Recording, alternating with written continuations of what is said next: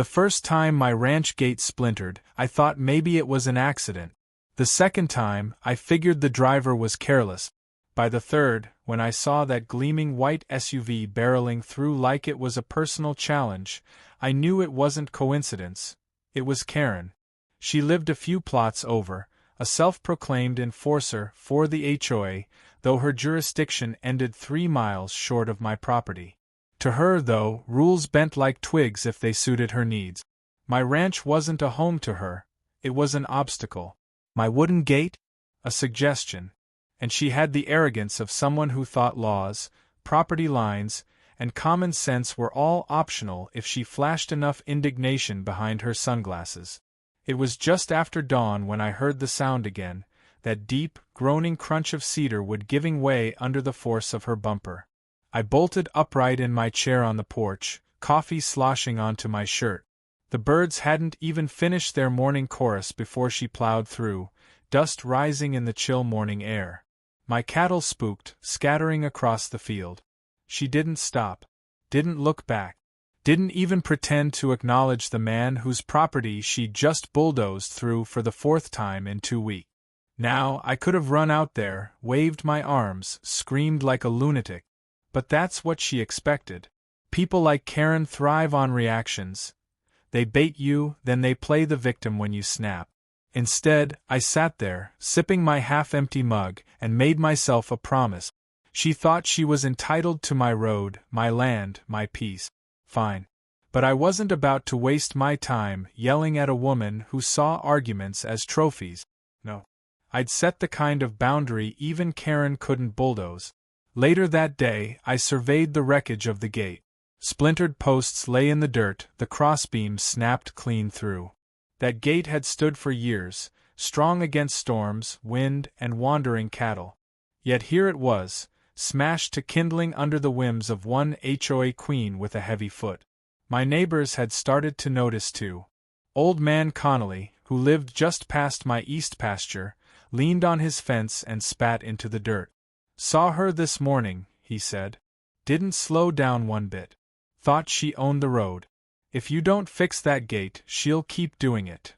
I told him I planned to fix it, though what I really meant was something different.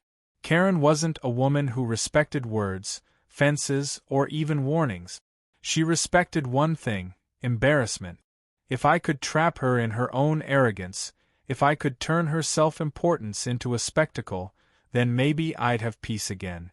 That night, I drove into town and picked up lumber, steel brackets, and a set of heavy-duty chains. The cashier, a kid with a mullet and a name tag that said Travis, looked at my haul and raised an eyebrow. "Building a fortress?" he asked. I just smiled and said, "Something like that." By the next morning, I had erected a new gate, thicker posts, reinforced beams, and chains wrapped like armor. It was a gate that whispered, "Try me." But as I stood back and admired my work, I knew Karen wasn't the type to take a whisper seriously. She'd ram it again, convinced her SUV could win against lumber and steel. Which was exactly what I wanted. Sure enough, around 9 a.m., I heard the faint roar of her engine. I leaned against the porch post, arms crossed, watching as that pristine SUV crested the hill. Sunlight glinted off her windshield. She didn't slow down. She didn't hesitate. She plowed straight into the new gate like it was a stage prop. This time, though, the gate didn't explode into splinters. Instead, her bumper crunched, the SUV shuddered, and a metallic screech cut through the morning as her grille snagged on the steel chain. She slammed on the brakes too late. The vehicle jerked to a stop, dust swirling, and for the first time, I saw hesitation flicker across her face. I walked up slowly, calm as a preacher at Sunday service. She rolled her window down, fury already bubbling. "You can't just block the road like this," she snapped. "This is community access." I raised an eyebrow, gesturing around at the endless fields. "Community? Karen, this is my ranch road. Leads to my barn. My cattle. My house. The nearest neighbor is a mile away, and you don't even live in this county." She huffed, running a manicured hand through her hair. "The HOA designated this as an easement. I have every right to use it. There it was. The HOA. Her crown, her shield, her excuse for every intrusion. Never mind that my land wasn't under their thumb, that the county records had my name etched clear as day. To her, the HOA was a badge of authority, and she was its sheriff. Funny, I said, crouching to inspect the dent in her bumper. The county office told me no such easement exists. But hey, if you want to file paperwork, go right ahead. In the meantime, I'd appreciate you not wrecking my property. Her face flushed crimson, a storm of indignation brewing. She revved her engine like that would prove a point, but the chain held firm. With a final glare, she threw the SUV into reverse, the bumper scraping as it freed itself from the gate. She sped off without another word. I thought maybe, just maybe, the embarrassment of being stopped cold would be enough to keep her away. But people like Karen don't back down when their pride is dented. They double down. That afternoon, I found a folded notice taped to my porch. Official HOA stationery, stamped with their seal. It declared my illegal obstruction, a violation of community guidelines, and demanded immediate removal of the gate. I laughed so hard I nearly spilled my coffee again. My property wasn't in their subdivision. Their bylaws had no more power here than monopoly money. Still, the fact that she'd gone through the trouble of filing fake paperwork told me she was gearing up for war. And if she wanted war, she'd find me ready. That night, under the wash of moonlight, I began my real project. Not just a stronger gate, not just a deterrent. A trap. Something so humiliating, so unforgettable, that she'd never risk touching my land again. I worked until dawn, hammering, welding, setting things just right. By the time the sun rose, I had built something she'd never see coming. When Karen returned, she came faster than before, her SUV roaring like a bull charging red cloth. She must have thought brute force would win out. I stood on the porch, arms folded, waiting. Her tires hit the dirt, her bumper aimed at the gate, and then, well, let's just say her morning didn't go as planned. The SUV hovered like a stubborn rumor, impossible until you saw it with your own eyes. Karen's face had the same expression she used at HOA meetings, righteous, rehearsed, and entirely certain the universe owed her compliance. I wasn't cruel, I was practical. The trap I'd set wasn't meant to punish in a brutal way. It was a precise, theatrical correction designed to refract her arrogance back at her. Embarrassment lasts longer than anger. It lingers in video archives and dinner conversations and changes how people see you when the story gets told in a bar or over a mailbox fence. I wanted her to remember that lesson every time she took a breath of our valley air. She gunned the engine, and the chain snagged as planned. The pulley system translated forward motion into lift, not enough to tip her over, but enough that the nose of her SUV lifted like a stubborn mule rearing.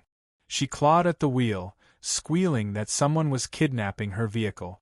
For a moment she was pantomime and panic, a woman unmoored from the tidy narratives she sold.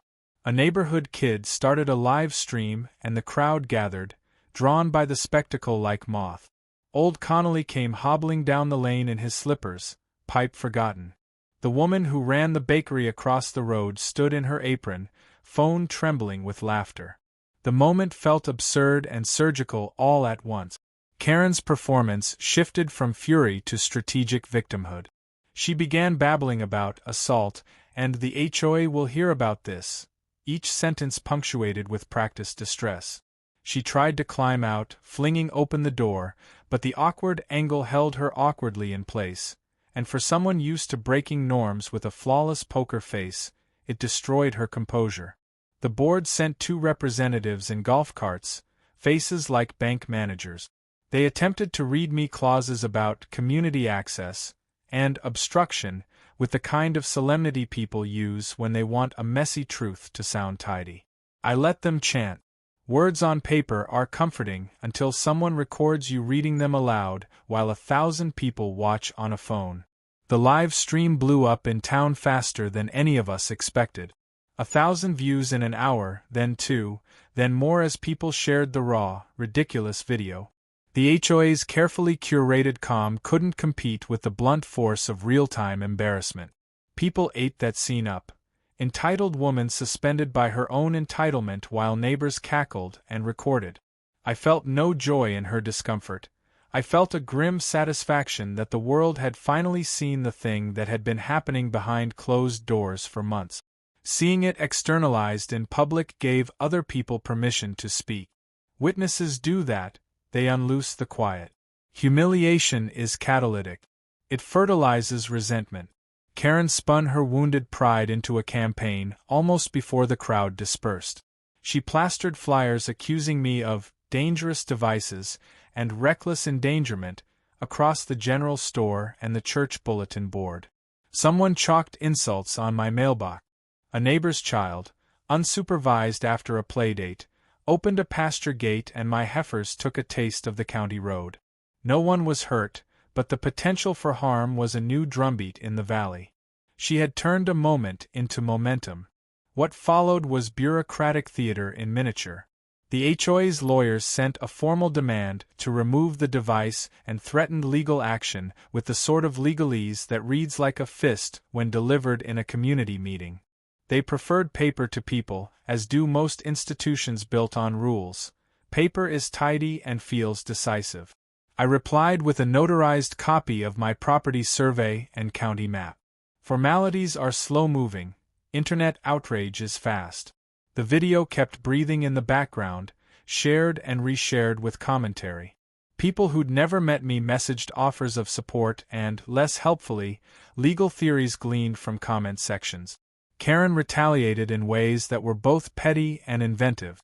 A landscaping crew accidentally shifted a gatepost in the dark. A tow truck parked purposefully in front of my drive on a rainy night. Someone left a crate of invasive shrubs on my fence line with a note about beautifying the lane. The shrubs would have strangled the pasture if left to take root. Each act required me to respond, to fix, to document. The conflict opened up like a bruise.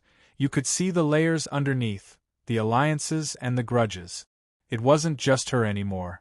Others joined her, some out of allegiance, some because being part of a crusade felt pure and necessary in a small town that liked certainty. The county hearing was a tedious exercise in narrative control. Karen stood and spoke about community safety as if the phrase were a talisman. She framed my gate as a monstrous device in a way that would have sounded ridiculous if the room weren't full of people who liked to call themselves guardians. I sat with the survey and my neighbor's testimony and let facts do what they'd always done in quiet, outlast theatrics. The hearing officer ruled in favor of the property lines and reminded everyone to remain civil. It wasn't the vindication people expect in a movie. It was a small, practical win that emphasized procedure over spectacle. Paper can't make pride humble. Paper can only slow the wheels. That legal clarity didn't end the war. It widened the battlefield. Karen pivoted to coalition building, raising concerns at church meetings and PDA nights, convincing decent people that my reinforced gate threatened children and dogs.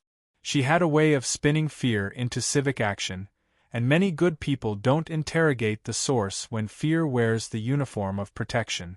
She hosted a community meeting, and packed the room with friends who nodded earnestly while she painted a picture of me as an obstinate outlaw.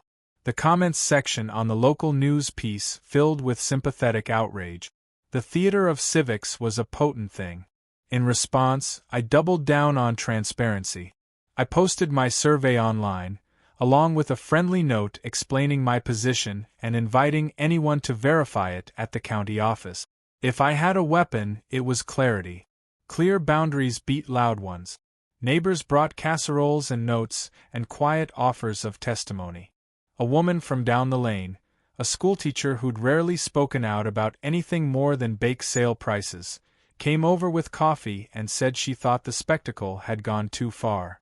People started to pick sides not because they loved me but because they preferred tidy lives over manufactured crises. Still, the cost was real. Where once the farm's mornings were soft with birds and the low hum of feed, they became threaded with alerts and scrutiny. My sister called and asked if I'd thought about moving somewhere quieter. I thought about it long enough to know I wouldn't go. Land remembers, and the years I'd put into fences and fields don't fold into a resignation letter. I owed myself and the place more patience than that. The morning after the county hearing felt deceptively calm, like the world had finally exhaled after weeks of bickering. Dew clung to the grass, the cattle grazed in lazy arcs, and my coffee steamed the way it always did. But I've lived long enough to know quiet is often just the pause between storms, the silence that makes the thunder louder when it finally rolls in. Karen was not the kind of person to lick her wounds in private. She needed witnesses. She needed revenge that could be told like a sermon, with her as both martyr and hero. I got my first clue when I drove into town for feed. The general store bulletin board was plastered with flyers printed on glossy paper, the kind you had to pay extra for. Across the top, in bold block letters, it read, "Dangerous traps in our community." Below was a grainy screenshot of my gate taken from the viral video, frozen at the exact angle where Karen's SUV looked suspended. The caption beneath accused me of building a death machine on a shared access road. She claimed it endangered children, pets, and the values of the neighborhood. At the bottom, a call to action. Attend the HOA's emergency meeting Friday night. I stood there with a bag of cattle cubes under one arm, reading it while locals came and went. Some shook their heads, others chuckled. A few gave me looks that were harder to read, a mix of suspicion and hesitation. Rumors, like weeds, spread fastest in soil already cracked with doubt. That night, Connolly shuffled over to my porch. He sat heavily in the chair beside me, pipe dangling. "They're stirring folks up," he said. "Saw them setting up in the church hall. Big turnout expected. They're saying your contraption's liable to kill somebody." "Somebody who?" I asked, sipping my coffee. He chuckled, smoke curling. "Details don't matter to people who already want a fight." Friday came fast. I wasn't planning to attend, after all. The HOA had no authority over my land, but curiosity won out. I drove to the hall and parked a ways back, content to watch from the doorway. Inside, the room buzzed with folding chairs and tension. Karen stood at the front, hair coiffed, lips painted a shade too red for subtlety. She spoke into a microphone like it was her scepter. "This is about safety," she announced, voice quivering just enough to seem righteous. "We cannot allow one man to put our families at risk. Children ride bikes down that road. Pets wander. Imagine if someone's toddler had been caught in that device." Murmurs rippled through the room. She had rehearsed this. She wielded fear like a craftsman uses chisels. Every phrase was carved to leave an impression. I leaned against the wall, arms folded. At one point she spotted me and locked eyes, triumphant, like she had cornered me in front of her jury. A man in a baseball cap stood up and asked why the county had ruled in my favor if it was truly dangerous. Karen smiled sweetly and replied, "Sometimes the law doesn't protect us from reckless individuals. That's why we, as a community, must stand together." Applause broke out. Manufactured, maybe, but loud enough to sound convincing. By the end, they had drafted a resolution demanding the county revisit the case. They passed around a petition, and hands scribbled across paper like ants. When the meeting ended, people spilled outside buzzing with self-righteousness. I caught snippets. "Dangerous contraption, reckless rancher, he thinks he's above the rules." Driving home, I realized something important. Karen wasn't just waging war on me. She was trying to rewrite the story. If she could convince enough people that I was a threat, then even my legal rights wouldn't matter. Reputation weighs heavier in small towns than law ever will. The next escalation came on Sunday. Church let out, and as congregants milled about, I noticed a line of orange traffic cones stretching across the road that led to my ranch. A makeshift sign read, "Closed for community safety." Karen stood nearby in her Sunday best, clipboard in hand, as though deputized by divine authority. She smiled at parishioners, handed out leaflets, and gestured toward my property with practiced sorrow. I parked my truck nearby, walked over, and studied the cones. "Blocking county roads now?" I asked. She stiffened, clutching the clipboard. "Protecting lives," she said. "Until your trap is dismantled, this road is unsafe." I bent, picked up a cone, and placed it gently in the bed of my truck.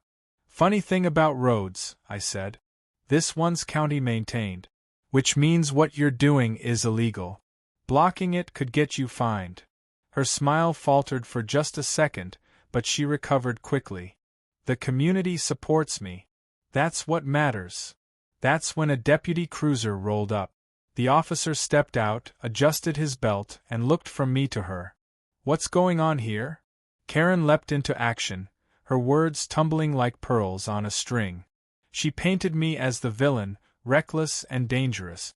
The deputy listened patiently, then turned to me. I handed him a copy of the county survey and the hearing ruling I now carried everywhere like a shield. He scanned it, then sighed. "Ma'am," he said to Karen, "you can't block a county road. Move the cones." Her face froze in a mask of disbelief. But I'm protecting the community." He shook his head. "You're creating a hazard. Last warning. Clear it out." I could have gloated, but I didn't. I just tipped my hat, climbed back into my truck, and drove home. Let her stew in the taste of public correction. But humiliation rarely humbles people like her. It fuels them. That evening, I found my mailbox smashed flat, letters scattered in the dirt. Someone had spray-painted "Danger" across my fence in red. The message was clear. She'd lost a battle but wasn't conceding the war. I spent the next few days reinforcing my property with more than wood and chain. Cameras went up on posts. Motion lights angled toward the road. A friend from town, an electrician who despised the HOA's meddling, helped me wire a discreet alarm system. Not a trap, just a warning. I wanted records, proof, evidence. If Karen wanted to escalate, she would do so under the watchful eye of digital witnesses. Then came the twist I didn't see coming. Tuesday morning, a letter arrived in an official envelope stamped with county insignia. Inside was a notice. I was being investigated for maintaining hazardous obstructions and community endangerment. The complaint cited multiple witness statements and referenced viral video evidence. At the bottom, it read, "Pending inspection, failure to comply may result in fines or removal at county expense." I felt the slow burn of realization. Karen hadn't been aiming at me directly anymore. She was playing the long game, filing enough noise to make officials act just to quiet the uproar. It wasn't about who was right, it was about who was louder. I drove straight to the county office, notice in hand. The clerk, a young man who recognized me from the video, looked uncomfortable. "We got a flood of complaints," he explained. "Normally we'd ignore them since your case was already closed, but with this much volume, well, we have to show we're investigating." I leaned on the counter. "So if one person complains, it's nothing. But if a mob shouts loud enough, you bend the law." He winced. "I don't make the rules. Just processing." By Wednesday the valley was humming with rumors, each one more elaborate than the last. Some said I had built a medieval catapult hidden in the hedgerow, ready to fling trespassers into the sky. Others whispered I had electrified my fence with enough voltage to fry a bull.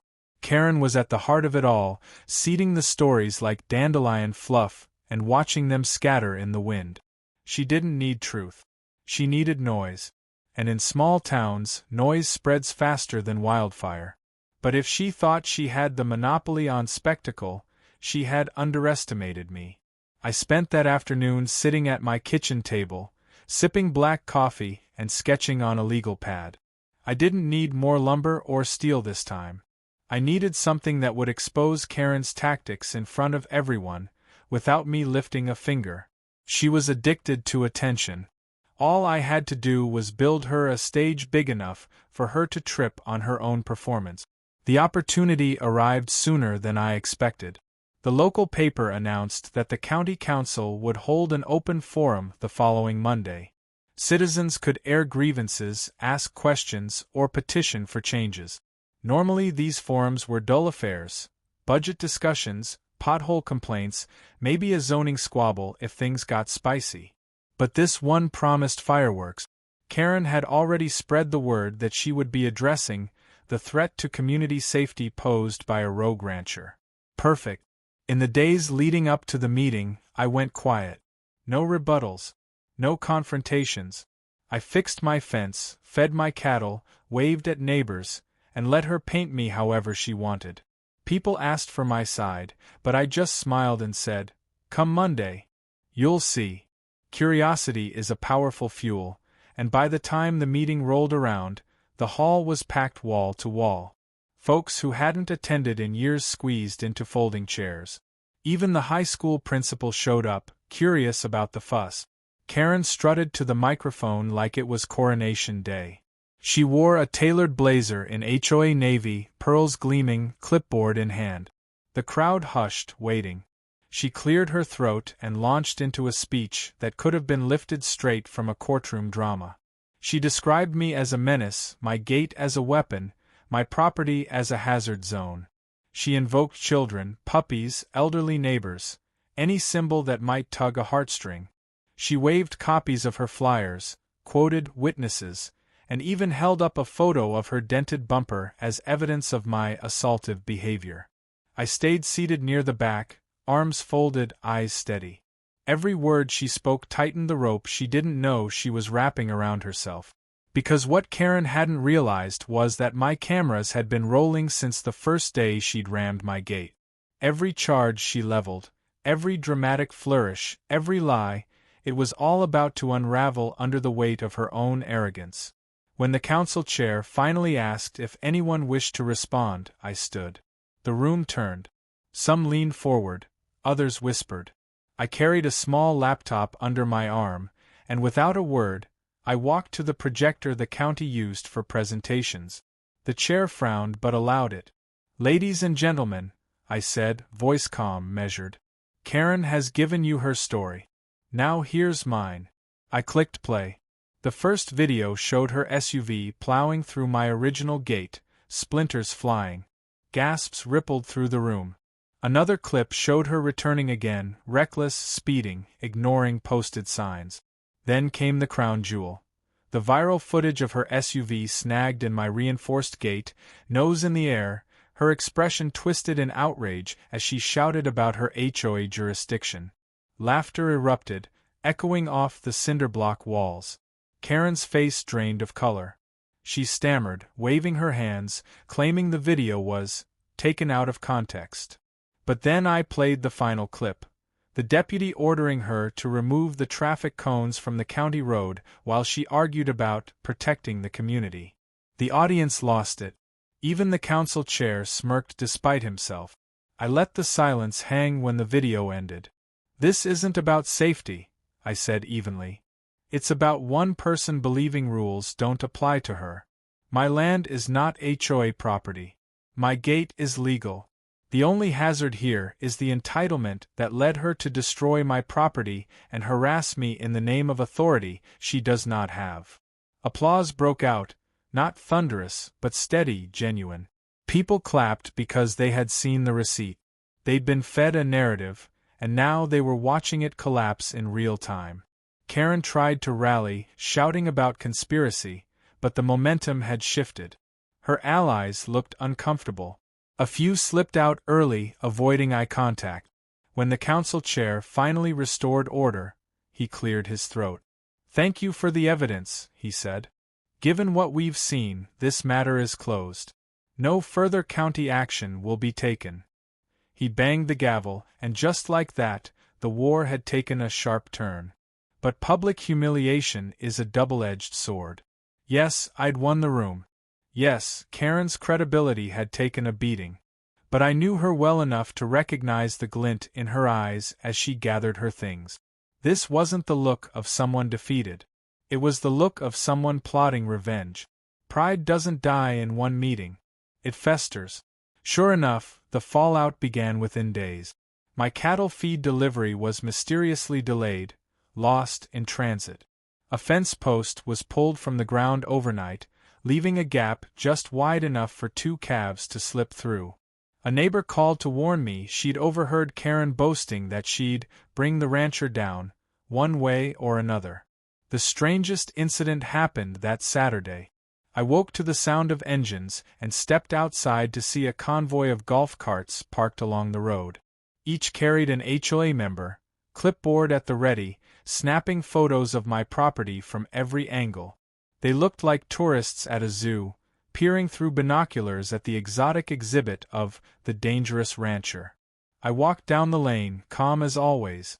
"Morning," I said, tipping my hat. "Field trip." One woman sniffed. "Documenting violations." "Violations of what?" I asked. "I'm not in your subdivision." They ignored me, scribbling notes, snapping more pictures. Finally, one man muttered, "We'll find something. Don't think you're above us." That's when I realized Karen's defeat at the council meeting hadn't ended her campaign, it had radicalized it. She was no longer just angry about her SUV or her pride.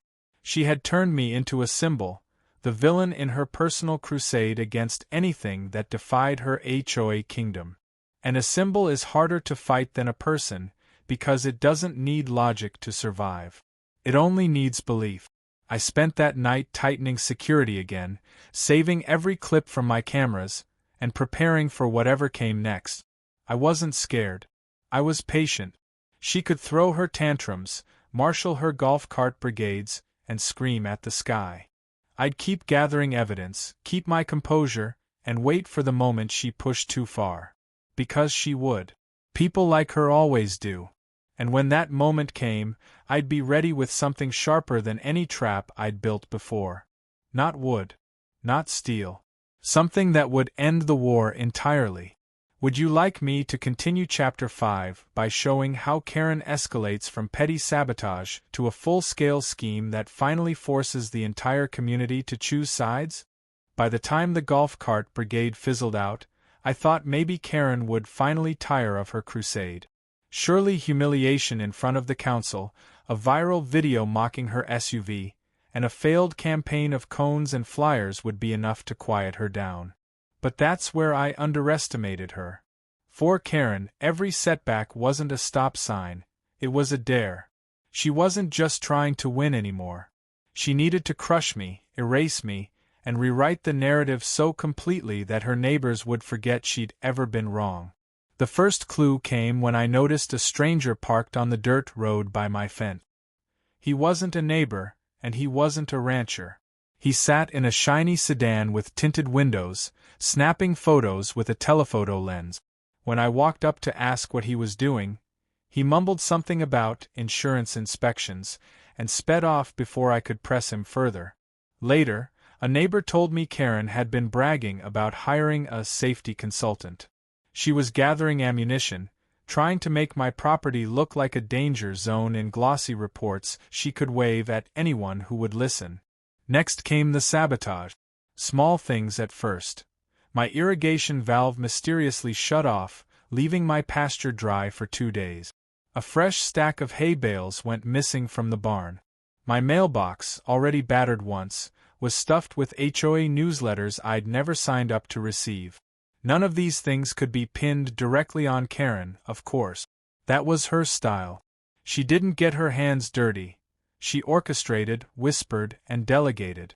Her power came from convincing others to act on her behalf, while she stood back pretending to be blameless. Still, the pressure mounted.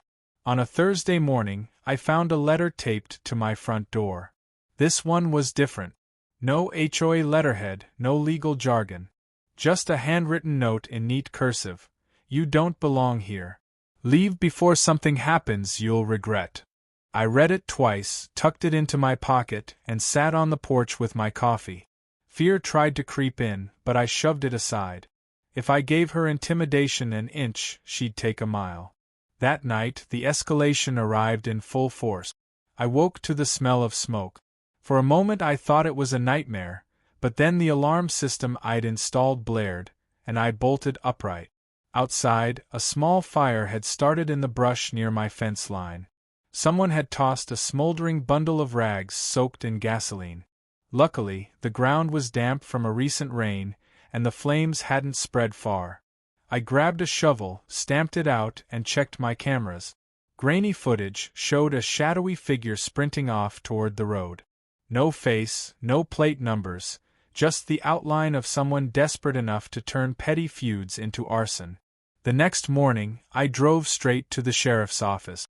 I handed over the footage, the threatening note, and the story of the fire. The deputy listened carefully, nodded, and promised to increase patrols near my property. But even as he spoke, I could see the hesitation in his eyes. In a town like ours, law enforcement walked a delicate line. The HOA had influence, donations, and friends in high places. He might believe me, but belief wasn't the same as action. When I got home, Connolly was waiting at the fence line. He leaned on his cane, frowning. "They're pushing harder," he said. "Folks are whispering that you're the one causing trouble. That maybe you lit that fire yourself to make Karen look bad." I laughed, bitter and tired. "Of course they are. That's her playbook. Turn everything upside down until truth sounds like a lie." He shook his head. "You gonna let her do it?" "Not a chance," I said. "But if she wants a spectacle, I'll give her one." I spent the weekend preparing. My cameras had already caught her SUV ramming my gate, her cones blocking county roads, her tantrums at the council. But evidence wasn't enough anymore. She spun lies faster than I could post facts. So I decided to pull the oldest trick in the book. Give her the rope and let her hang herself with it. Monday evening, I got my chance.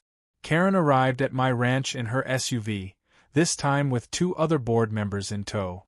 They parked in the lane, marched up the driveway, and began snapping photos like tourists at a crime scene. I walked out calmly, hands in my pockets. "Evening," I said. Karen lifted her chin. "We're conducting an inspection." "On land that doesn't belong to you?" I asked.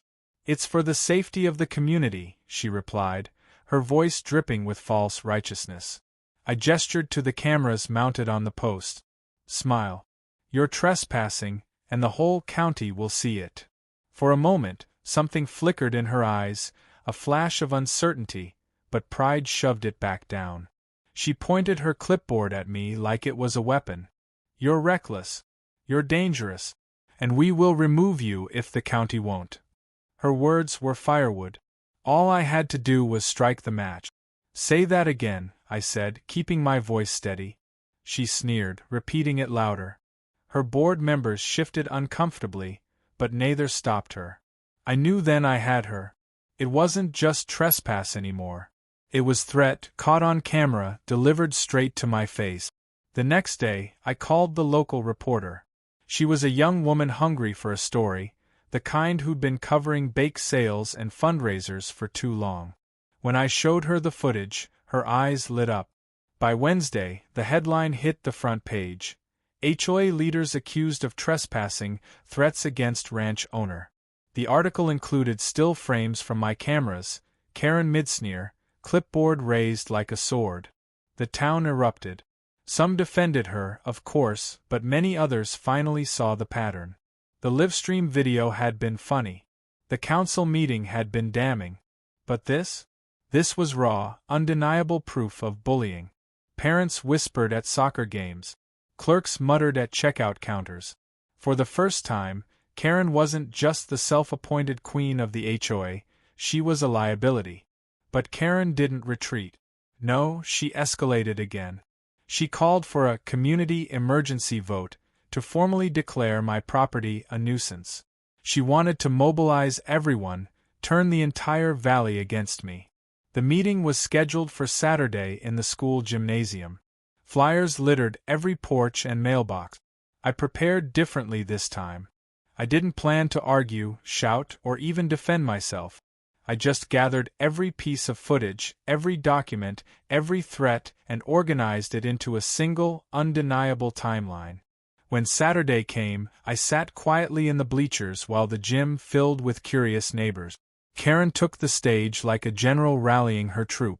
She gave a speech dripping with drama. Children at risk, neighborhoods under siege, a reckless rancher threatening their way of life. Her voice echoed off the rafters, polished and powerful. The crowd murmured, leaning toward her, pulled in by the gravity of her performance. Then the moderator called for my response. I walked to the podium, carrying only a small flash drive. I didn't speak at first. I just plugged it into the projector and let the evidence roll. The room fell silent. They watched her SUV ram my gate. They watched her traffic cones blocking the road. They watched the deputy order her to clear them. They watched her trespass on my property, shouting threats while clutching her clipboard. The timeline ended with the fire footage, the shadowy figure running from my fence line. I let the silence stretch until it grew uncomfortable. The night of the feed store showing left the valley humming like a plucked string. People couldn't stop talking, at church pews, at diner counters, at the school pickup lane. For weeks they'd been fed two stories. Hers, woven from authority and fear, and mine, stitched from patience and evidence. Now the threads had crossed in public, projected 20 feet high on the side of the store, and the weave was plain to see. Karen's kingdom of credibility was crumbling.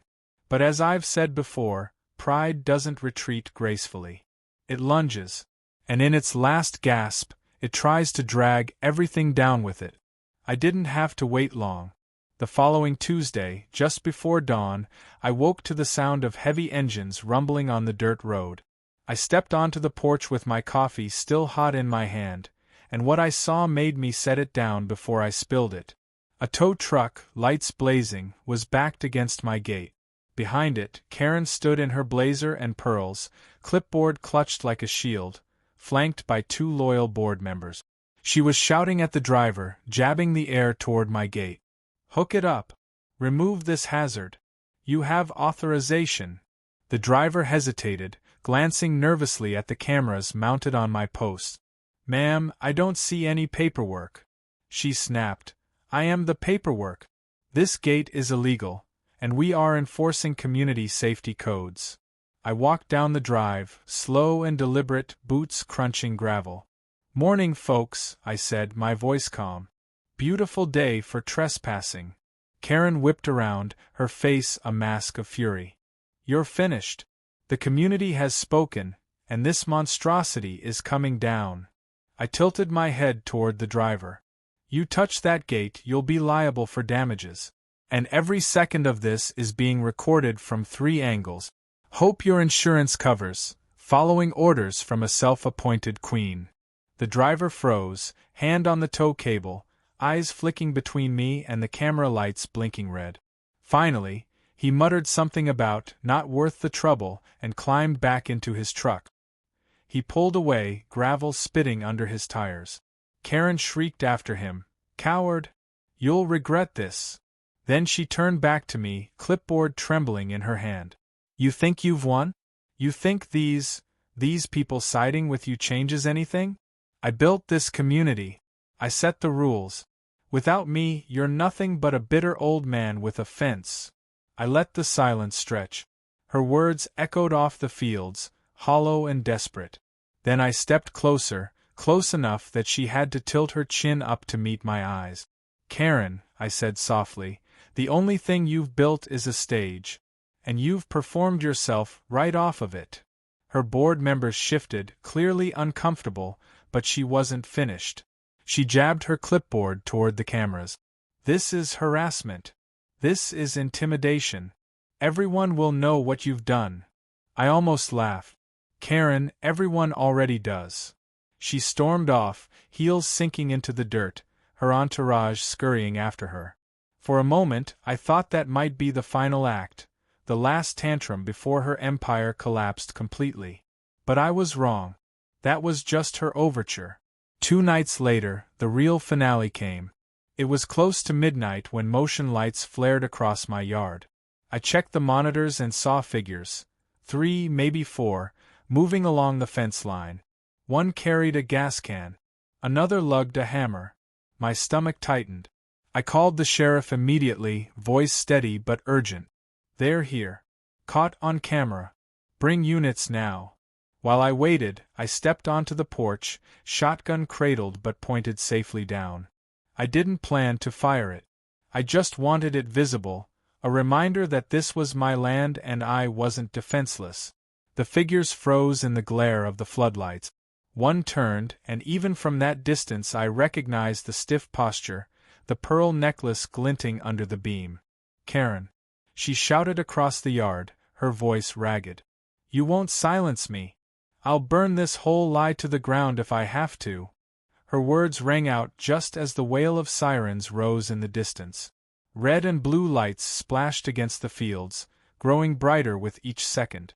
Deputies rolled up fast, tires spitting dust. Karen and her crew tried to scatter, but the lights caught them in their tracks. "Hands where we can see them," one deputy barked. Karen froze, gas can dangling from her hand, clipboard nowhere in sight. Her allies dropped their tools, eyes wide with panic. The deputies closed in, cuffing them one by one while reading their right. I stayed on the porch, calm as stone, watching the scene unfold. One deputy approached me after securing the group. "Mister," he said, "we've got enough here to charge them with trespassing, vandalism, attempted arson. And the cameras will back it all up." I nodded. "Appreciate it." Took a while, but I knew she'd overreach. They led Karen past me, hands cuffed, pearls askew, hair disheveled. Even then, she tried to summon her queenly fury. "This isn't over," she spat. "I'll sue you. I'll sue the county. I cut her off with a quiet smile. "Karen, the show's over. Curtains down. Time to go home." For once, she had no comeback. Just silence, swallowed by the click of the cruiser door. The news hit the valley like a thunderclap. The same paper that once printed her flyers now ran the headline: HOA President Arrested After Midnight Incident at Ranch. The article laid it all out, the gas can, the trespassing, the footage. My phone buzzed with messages from neighbors, most of them apologies. People stopped by the ranch with casseroles, pies, even offers to help repaint the barn where "outlaw" still lingered in faded spray paint. The same folks who once whispered doubt now spoke with conviction. They'd been fooled, and they were done letting it happen. The HOA scrambled, of course. They held an emergency session and voted to remove Karen as president. Her board fractured, half resigning, the rest scrambling to distance themselves. Within a week, the mighty queen of the subdivision was reduced to a cautionary tale, whispered in checkout lines and laughed about at barbecues. As for me, life settled back into something like peace. The cattle grazed without spooked stampedes. The mornings were filled with birdsong instead of engines ramming wood. My gate stood tall, chains gleaming in the sun, not just a barrier but a reminder of patience rewarded. Sometimes, when I sip my coffee on the porch, I think about how close it came to spiraling into real tragedy. Fires and threats aren't jokes, but I also think about how entitlement, when left unchecked, can swell into something dangerous. The only cure isn't rage, it's patience, evidence, and a well-timed trap. Neighbors still stop me sometimes, shaking their heads. "Can't believe she went that far," they'll say. And I just shrug. Believe it. Some people can't stand the sound of their own defeat, so they try to drown it out with noise. But noise doesn't last. Evidence does. The viral video still circulates now and then, popping up in social media feeds with captions like, "HOA lady gets owned," or "Karen meets her match." Strangers laugh, comment, share. They don't know the whole story, and that's fine. The people who needed to learn the lesson already did. By the time Saturday night faded into Sunday morning, I could feel the shift in the valley air. Karen's aura of authority had dimmed. She wasn't walking into rooms with the same smug certainty anymore. She was storming in, defensive, brittle, cracking under the weight of whispers. Her board members were avoiding eye contact. Neighbors who once nodded eagerly at her sermons now crossed the street or kept their heads buried in shopping carts. A queen who has to remind everyone she's a queen isn't a queen at all. But pride is a stubborn disease. It doesn't die quietly. It mutates. And by midweek, I learned just how far Karen was willing to mutate her crusade. The morning started simple enough. I was fixing a section of fence when Connolly's grandson rode up on his bike, waving a folded piece of paper. "Mom said to give you this," he panted. I opened it and read a notice that nearly made me laugh. Nearly. It was a summons. Not legal, but dressed up to look that way, declaring that I had been formally charged by the HOA for endangering the community. It ordered me to appear at a tribunal in the subdivision clubhouse the following Friday. A tribunal.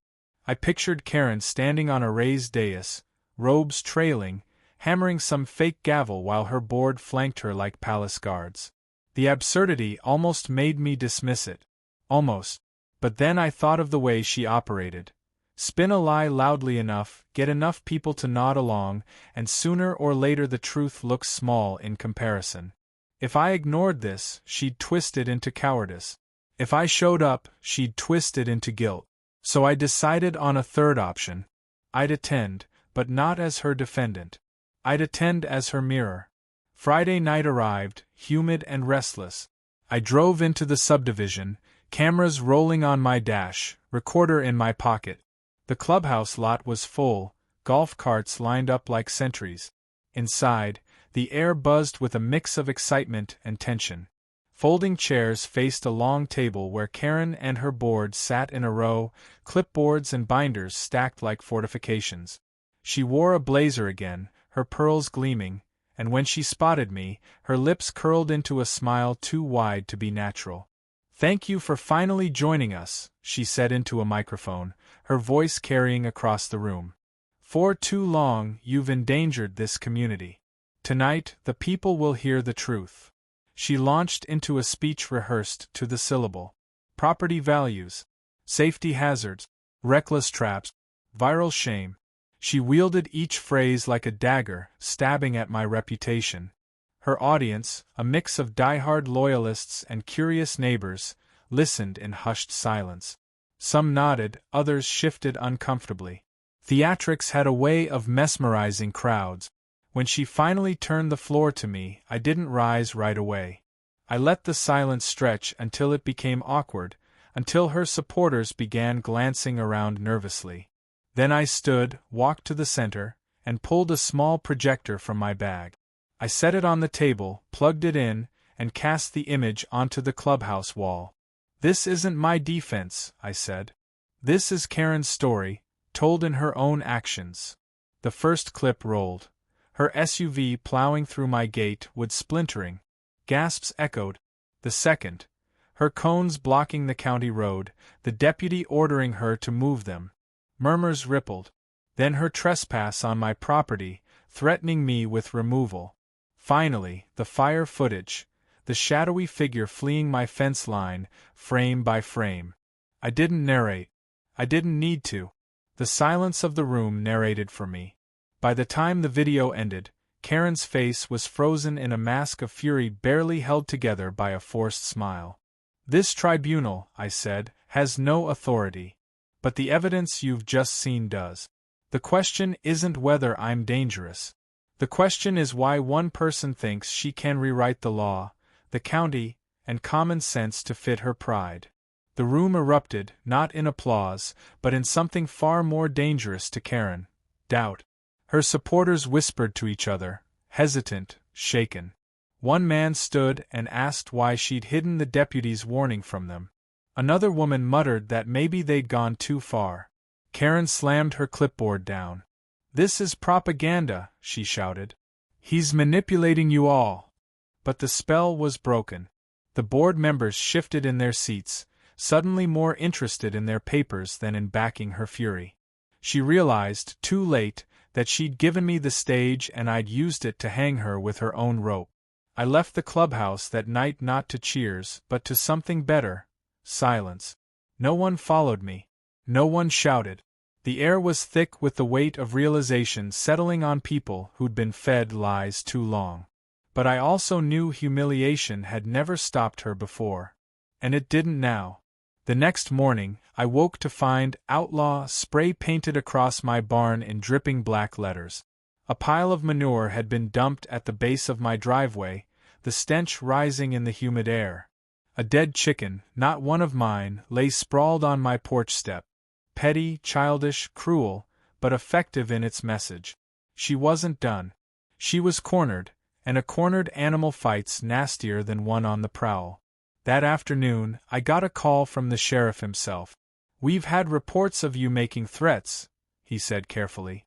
"Karen claims you told her you'd destroy her." I nearly laughed. "Did she give you any evidence?" He hesitated. "No. But with all the noise lately, we have to follow up." There it was again. Her weapon wasn't truth. It was volume. I hung up, sat back, and realized the war was about to reach its climax. Karen had burned through every petty trick, every bureaucratic move, every smear campaign. Now she was inventing threats out of thin air. And when lies reach that height, they collapse under their own weight. I decided I wouldn't wait for her next move. I'd make mine. That night, I gathered every neighbor I trusted: Connolly, the schoolteacher, the baker, the mechanic. We met in my barn, under the harsh light of a single hanging bulb, like conspirators in an old war movie. I laid out the evidence, the timeline, the footage. I told them I was done playing defense. It was time the community saw the full story, start to finish, unedited. The plan was simple: a town hall of our own. Not an HOA meeting, not a tribunal, not a courtroom farce. Just the truth, laid bare in front of everyone. No theatrics, no spin, just evidence. The mechanic grinned. "You want a stage? I can rig a projector on the side of the feed store. Whole town could see it." The teacher nodded. "And I can invite parents. They need to hear this too." Connolly puffed his pipe. "I'll bring chairs. Folks won't miss this." And so it was set. The following Friday, the feed store parking lot was packed. People brought folding chairs, lawn chairs, even blankets. Kids ran around chasing each other, unaware of the gravity of the night. The projector flickered to life against the broad wall of the store, and I stepped forward, microphone in hand. "This isn't about me," I said. "This is about what happens when one person believes they're above everyone else." Then I pressed play.